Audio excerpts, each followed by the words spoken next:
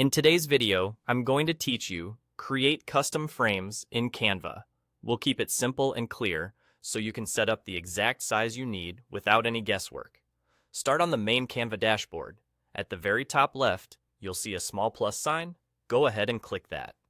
This opens up your design options and gets you ready to choose a size that fits your project perfectly. On the left side of the screen, you'll notice a column with several choices. Look toward the bottom of that column for custom size and click it. This is where you'll define the exact dimensions for your new design. You'll see fields for width and height along with a unit selector. Enter your width first and your height second. If you want a landscape layout, make the width larger than the height. For a portrait layout, make the height larger than the width. If you ever realize you want the opposite orientation, you can simply swap the numbers. No need to start over. Now choose the unit that matches how your design will be used. Pixels are best for anything on screens, like social media posts, presentations, or thumbnails.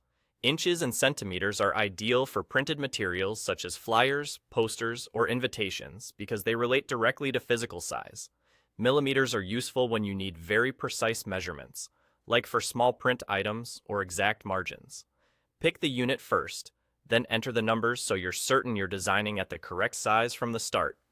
Once your width, height, and unit are set, click. Create new design.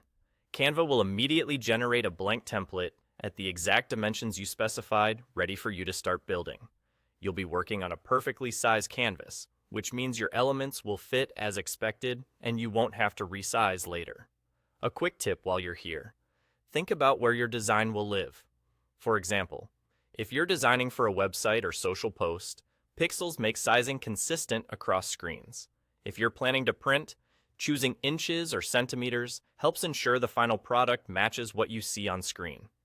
Keeping a note of your favorite or brand-specific sizes can also save time on your next project. That's all there is to it. From the dashboard, click the plus sign, choose custom size, enter your width and height, select the unit, and click Create New Design.